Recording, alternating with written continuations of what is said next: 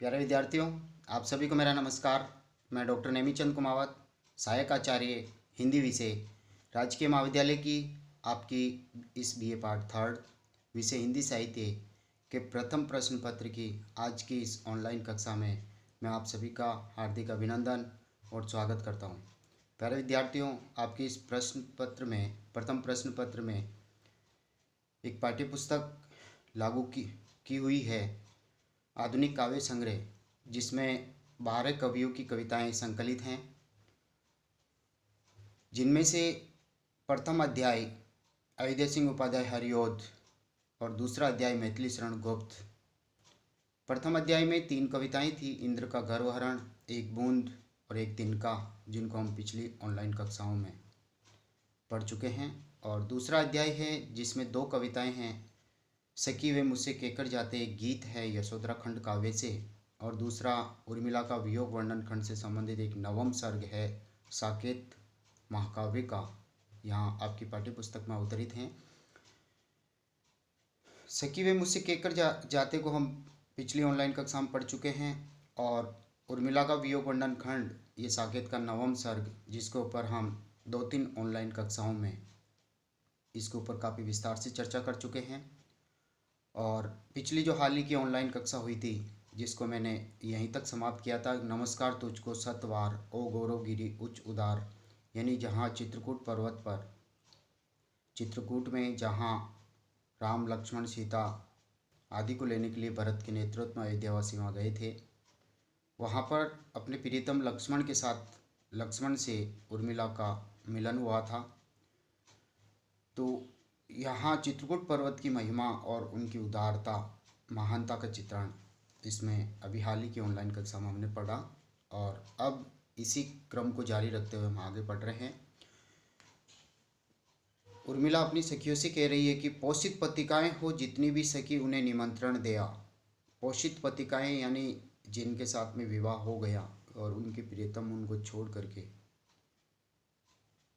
कमाने अर्थार्जन के लिए वो बाहर चले गए हैं, तो वो पोषित पत्रिकाएं होगी जिनके प्रियतम से मिलन का निश्चित समय भी पता नहीं है।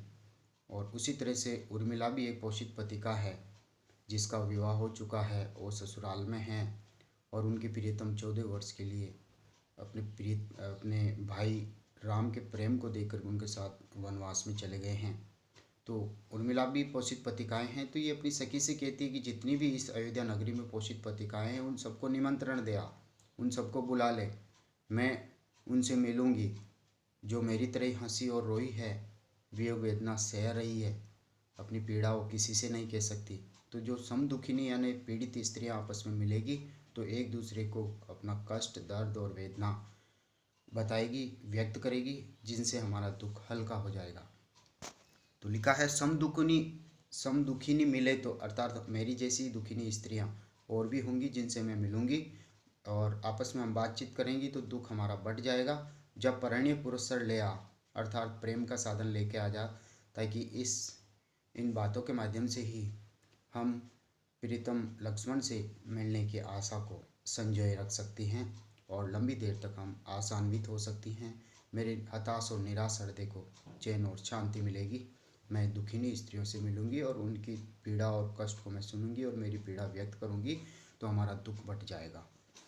सुख दे सकते हैं तो दुखी जन ही मुझे, उन्हें यदि भेटूं। तो उर्मिला यहाँ अपनी सखी से कह रही है कि मुझे नहीं तो राजभवन का सुख मिल रहा है, नहीं राजभवन के सुख राजभवन के साधन मुझे सुख नहीं दे सकते, परिवार के सदस्य मुझे सुख नहीं दे सकते, सखियाँ सुख नहीं दे सकती। मुझे यदि सुख मिलेगा, चैन और शांति मिलेगी, तो समदुखिनी स्त्रियों से बात करने से ही मिलेगी। तो सुख दे सकते हैं तो दुखी जन, अर्थात जो दुखी जन है, पोषित पत्रिकाएं हैं जिनके प्रियतम विदेश में चले गए हैं अर्थार्जन के लिए, वह वियोगिनी स्त्रियां जो प्रियतम की याद में वेदनाग्रस्त हैं, वही मुझे सुख दे सकती हैं। यदि मैं उनसे मिलूं तो मेरा दुख कम हो जाएगा। कोई नहीं यहाँ क्या जिसका कोई अभाव मैं भी मेटूं। तो अयोध्या नगरी में उनकी सखियाँ जाती है और पता लगाती है कि वियोगिनी स्त्रियाँ कौन कौन सी हैं। तो वो सखियाँ वापस आकर के कहती कि यहाँ तो कोई नहीं है आप जैसी, केवल लक्ष्मण नहीं आपको छोड़ करके वो वनवास में चले गए हैं। तो उर्मिला वापस कहती कि कोई नहीं क्या इतनी बड़ी अयोध्या नगरी में जिनके कष्ट और दुख मैं दूर कर सकूं, और वो मेरे कष्टों और दुखों को दूर कर सके, उन्हें भी सुख शांति मिले और मुझे भी चैन मिले। इतनी बड़ी पुरी में क्या ऐसी दुखिनी नहीं कोई? फिर प्रश्न कि इतने बड़े अयोध्या नगर में कोई भी मेरी जैसी दुखिनी स्त्री नहीं है, वियोगिनी स्त्री नहीं है, जो वेदनाग्रस्त है, जिनके प्रियतम विवाह करने के उपरांत उनको छोड़ करके बाहरवासी हो गए हैं, प्रवास में चले गए हैं, जिनकी सखी बनूं मैं, जो मुझसे जो हंसी रोई, अर्थात ऐसी दुखनी स्त्री क्या इस अयोध्या नगरी में नहीं है जिनकी मैं सखी बन जाऊं, मित्र बन जाऊं, और वो मेरी मित्र बन जाए, मेरी सखियां बन जाए, और आपस में हम हृदय की बातें कर सकें, अपनी वेदना और कष्ट की पीड़ा को हम एक दूसरे को सुना सकें, जिनसे हमारे दुख कम हो जाए, हमारी पीड़ा कम हो जाए। जो मेरी तरह ही अयोध्या में आकर के हंसी, एक दुल्हन बन के आई, विवाह हुआ, और उसके उपरांत प्रियतम छोड़ करके प्रवासी हो जाते हैं, वनवास चले जाते हैं, तो वो रोई है, रुदन में, पीड़ा में, कष्टमय हो, तो ऐसी कोई भी नहीं है क्या अयोध्या नगरी में? फिर उर्मिला की यहाँ उन्माद दशा का फिर पुनः चित्रण है। वो कहती है कि इस वियोग वेदना में, प्रियतम की स्मृति में मैं मेरी जो सीखी हुई जो कलाएं हैं कहीं उनको भूल न जाऊं, इसलिए उन ललित कलाओं के बारे में वो देखिए सखी से क्या कहती है। मैं निज ललित कलाएं, निज यानी अपनी ललित कलाएं, जो सीखी हुई जो कलाएं हैं, चित्रकारी, पेंटिंग आदि अन्य जो कलाएं हैं, भूल न जाऊं वियोग वेदन में, अर्थात इस दुखी, इस संतप्त हृदय में जो वेदना है, उस वेदना की वजह से सीखी हुई कलाएं, जिसमें मैंने प्रवीणता और पारंगतता हासिल की थी, उनको मैं कहीं भूल न जाऊं। सखी पुरबाला साला खुलवा दे क्यों ने उपवन में, अर्थात हमारे उपवन में, हमारे बगीचे में एक युवतियों के लिए, पुरबाला नगर नगर की रहने वाली स्त्रियों के लिए एक शाला खुलवा दे, क्यों न उपवन में, अर्थात जिसमें से उस शाला में हम अभ्यास करती रहें, इन ललित कलाओं का पुनः अभ्यास करती रहें, अन्यथा इन ललित कलाओं को मैं वियोग वेदना में पूरी तरह से भूल जाऊंगी। फिर पूर्व वाला शाला खुल जाती है, उसमें युवती आने लगती है और वो अभ्यास करती है, और यहाँ अपनी सखी से उर्मिला कहती है कि अब मैं चित्रकला में कौन सा चित्र तुझे दिखाऊं, कौन सा दिखाऊं दृश्य वन का, बता मैं आज, हो रही है आली मुझे चित्र रचना की चाह है, अर्थात मैं उतावली हो रही हूँ, मेरा उत्साह और बढ़ता जा रहा है, मैं ललित कलाओं को कहीं भूल न जाऊँ, इसलिए उनका अभ्यास करना है, और उस अभ्यास में मैं पहला चित्र कौन सा बना करके तुझे दिखाऊं, कौन सा दृश्य तुझे दिखाऊं, ले बता मुझे आज, मुझे चित्र बनाने की चित्र बनाने में अत्यधिक उतावलापन हो रहा है, अत्यधिक आतुर हो रही हूँ मैं, चित्र बनाने की इच्छा हो रही है, जल्दी से बता कौन सा चित्र बनाऊं। फिर उर्मिला ही उसका उत्तर देती है, नाला पड़ा पथ में, किनारे जेठ जी खड़े, अम्बु अवघा आर्यपुत्र ले रहे था, क्या ऐसा चित्र दिखाऊं वन प्रदेश का, जिसमें वनवास के दौरान राम, सीता और लक्ष्मण तीनों जब वन में जा रहे हैं तो सामने कोई नाला आ जाता है, और उस नाले को पार करना है, तो पहले आर्यपुत्र यानी लक्ष्मण उसके अंदर प्रवेश करके उसकी था लेते, गहराई का पता लगाते हैं कि इसमें कहीं ज़्यादा गहरा तो नहीं है, मेरे भाई और भाभी को कहीं कष्ट और पीड़ा तो नहीं होगी, क्या ऐसा चित्र बना के दिखाऊं। तो नाला पड़ा पथ में, पथ यानी रास्ते में, किनारे जेठ जी खड़े, जेठ यानी प्रभु श्री राम, और जी यानी सीता जी दोनों खड़े हैं, अम्बु अवगा, अम्बु यानी जल, अवगा यानी गहराई, आर्यपुत्र यानी लक्ष्मण ले रहे था, उसकी गहराई का पता लगा रहे कि ये जल कितना गहरा है, इस नाले में पानी कितना गहरा है। किवा, किवा यानी अथवा या संदेह अलंकार है, क्या वो चित्र दिखाऊं तुझे मेरी चित्रकारी के द्वारा, मेरी ललित कलाओं के अभ्यास में, या कोई दूसरा चित्र तुझे दिखाऊं।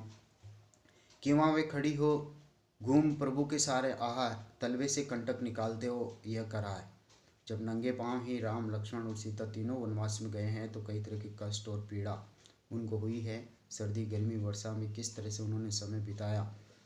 तो अब एक ऐसा ही चित्र है कि नंगे पांव जब जा रहे हैं जंगल में, वन प्रदेश में, तो पैरों में कांटे तो चुभे ही है, खून भी बहा है। तो अब यहाँ उर्मिला कह रही है कि ऐसा ही वेदनामय चित्र मैं तेरे सामने उपस्थित करूँ। ऊपर वाला जो चित्र था वो बिल्कुल सामान्य एक श्रृंगारिक चित्र था, और नीचे वाले में ये करुण रस से संबंधित चित्र हैं।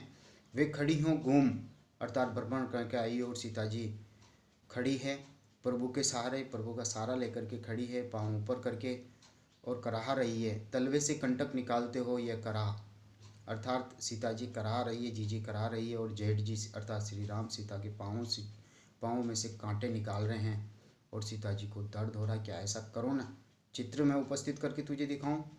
अथवा झुकाए खड़े हो ये लता और जीजी फल फूल ले रही हो, प्रभु दे रहे हो वाह वाह। या फिर संध्या अलंकार, अतः कौन, या वो दृश्य ने दिखा करके दूसरा दृश्य दिखाऊं, श्रृंगारिक दृश्य, जिसमें सीता जी के प्रियतम अर्थात प्रभु श्री राम पेड़ की लता को पकड़ के झुका करके खड़े हैं। अथवा झुकाए खड़े हों ये लतायन बेल, और जीजी फूल ले रही हो, और जीजी एन सीता जी उसमें से पूजन के लिए पुष्प चुन रही हो, प्रभु दे रहे वाह वाह, और प्रभु श्री राम वाही वाही कर रहे हैं। उनके इस दृश्य को मैं यहाँ मेरी ललित कलाओं के माध्यम से उपस्थित करूँ।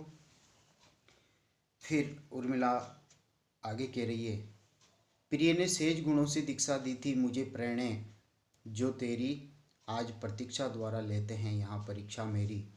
वो कह रही है कि प्रियतम ने मेरे साथ विवाह किया है और मिथिला से वो मुझे अयोध्या लेकर के आए हैं और उन्होंने मुझे प्रेम की शिक्षा दी थी, प्रेम में पूरी तरह से पारंगत किया था। दीक्षा देना, प्रशिक्षण देना मुझे प्रेरणा की, जो तेरी आज प्रतीक्षा द्वारा यानी इंतजार द्वारा 14 वर्ष के लिए वो वनवास को गए हैं और 14 वर्ष तक उर्मिला के प्रेम की यहाँ परीक्षा हो रही है, क्या वो उसमें खरी उतरती है या असफल होती है। आज प्रतीक्षा द्वारा लेते हैं या परीक्षा मेरी, यानी इंतजार किसी चीज़ का करते हैं तो तभी परीक्षा की घड़ी में हम पास होते हैं। तो 14 वर्ष के समय को किस तरह से उर्मिला यहाँ बिता रही है और वो इंतजार कर रही है कि मेरा प्रेम सफल हो, प्रियतम एक दिन आकर के मुझसे ज़रूर मिलेंगे।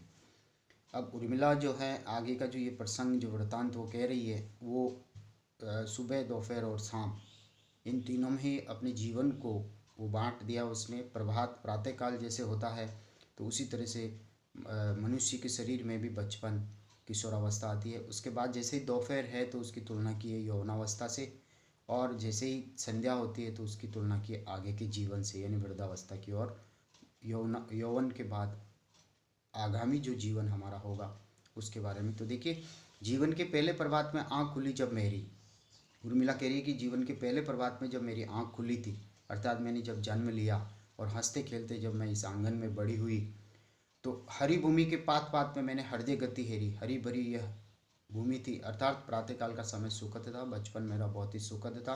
पत्ते पत्ते में मैंने हृदय गति हेरी, अर्थात मेरी आत्मीयता मुझे मिली, हर तरह से मुझे प्रेम मिला। हृदय गति अर्थात मेरे हृदय की जो भावनाएं थी, जो इच्छाएं थी वो पूर्ण हो गई थी। हरी भरी धरती की तरह एक तरह से मुझे सुखानुभूति हुई।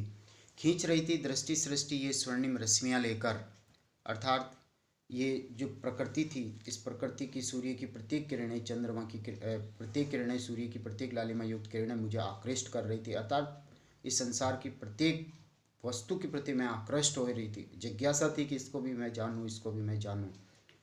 तो खींच रही थी दृष्टि अर्थात मेरी नज़र को प्रकृति की प्रत्येक वस्तु खींच रही थी, सौंदर्य से परिपूर्ण थी। सृष्टि की ये स्वर्ण रश्मियाँ लेकर अर्थात सुनहरी किरणें मुझे सुखों का खजाना दे रही थी। पाल रही ब्रह्मांड प्रकृति थी सदैव हृदय में लेकर, अर्थात ये प्रकृति जो है संपूर्ण ब्रह्मांड को, अर्थात प्रत्येक ब्रह्मांड के प्रत्येक अंश का ये पालन कर रही थी प्रकृति, यानी रक्षा कर रही थी।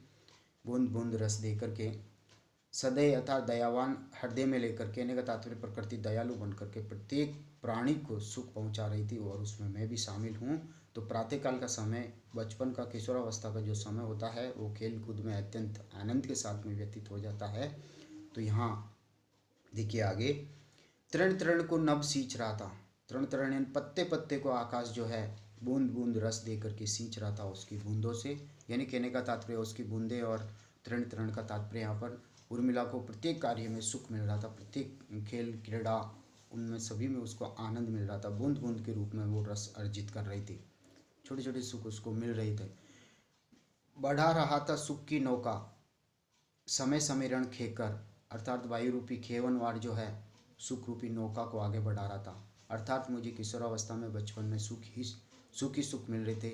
मिथिला में मेरे पिता जो है हमारे सुखों के प्रति पूरा ध्यान देते थे, माता पूरा ध्यान देती थी, हमारी सखियाँ सहेलियाँ साथी संगी सब एक तरह से हम आमोद प्रमोद के साथ हमने अपना बचपन बिताया, किशोरावस्था बिताई। बजा रहे थे द्विज दलबल से शुभ भावों की भेरी, और इस प्रकृति में पक्षियों के झुंड मंगल गीत गा रहे थे कि कल्याण हो, पूरी प्रकृति का कल्याण हो। सब आमोद प्रमोद में लीन थे, पशु पक्षी भी लीन, और सभी जिनकी किशोरावस्था थी, बचपनावस्था थी, जिसमें मैं भी शामिल हूँ, मंगलमय भाव, हमारा मंगल ही मंगल हो रहा था। और पशु पक्षी मधुर कलरव के साथ मंगल गीत गा रहे थे। जीवन के पहले प्रभात में आँख खुली जब मेरी, अर्थात जब मेरे बचपन का आरंभ हुआ था, तो एक प्रकृति में मनोरम दृश्य था, और मेरी भावना मैंने इस प्रकृति पे उड़ेल दी, और प्रकृति ने भी मेरे ऊपर कृपा दृष्टि की और मुझे सुखों का खजाना दिया। वह जीवन मध्यांश की, और अब जो समय आरंभ हुआ है विवाह के उपरांत, जब मैं मिथिला से दुल्हन बन कर के जब इस अयोध्या में आई, और यहाँ मेरे जेठ जीजी और मेरे प्रियतम जो है वनवास की ओर चले गए हैं, तो मेरे जीवन में एक तरह से सुखों की जो नौका प्रवाहित हो रही थी, वह नौका रुक गई है, और उसके सुखों के स्थान पर मुझे दुख प्राप्त होने लग गए हैं, वेदना और कष्ट मिलने लग गए हैं। वह जीवन मध्यांश की अब श्रांति क्लांति जो लाया, खेद और प्रस्वेद पूर्ण यह तीव्र ताप है छाया। अर्थात ये दोपहर का समय जो होता है, तेज थकान और वेदना को लेकर के आया है मेरे जीवन में। अत्यधिक कष्ट और पीड़ा मुझे हो रही है। खेद और प्रस्वेद पूर्ण ये तीव्र ताप है छाया।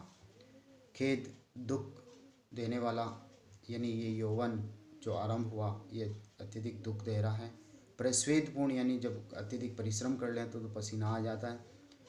तीव्र ताप है छाया, सूर्य की प्रचंड किरणें जो है प्रतितल पे गिर रही है, और दूसरी तरफ पे मेरे हृदय में भी जो है वियोग वेदना अत्यधिक तीव्र हो गई हैं, और वो मुझे कष्ट दे रही हैं। पाया था सो खोया, जो सुख हमने पाया था वो इस यौवनावस्था में विवाह उपरांत मैंने खो दिया है।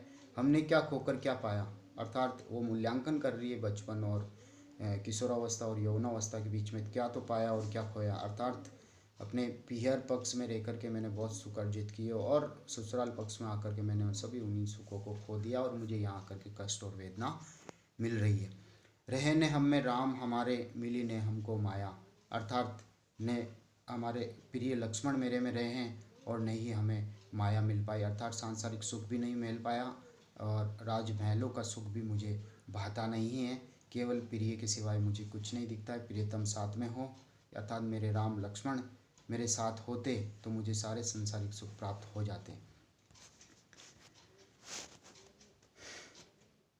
ये विषाद, ये हर्ष कहाँ अब देता था जो फेरी, जीवन के पहले प्रभात में आँख खुली जब मेरी। अर्थात ये विरह का दुख, अर्थात विषाद मेरे जीवन में, आमोद प्रमोद जो बचपन में किशोरावस्था में थे, उसके स्थान पर मुझे विषाद मिल रहे हैं, दुख मिल रहे हैं। विरह के दुख इस दोपहरी में मुझे मिले हैं। ये हर्ष कहाँ अब देता था जो फेरी, अर्थात पुनः वह सुंदर दृश्य, प्रकृति का दृश्य जो किशोरावस्था में बचपन में मैंने देखा था, वो दृश्य मेरे जीवन में अब नहीं आया। अर्थात सुख देने वाला कोई भी दृश्य मेरे जीवन में नहीं है। जीवन के पहले प्रभात में आँख खुली जब मेरी। प्यारे विद्यार्थियों, आज की इस ऑनलाइन कक्षा को हम यहीं समाप्त करते हैं। अगली जो ऑनलाइन कक्षा होगी वो हम यहाँ से आरंभ करेंगे। Thank you.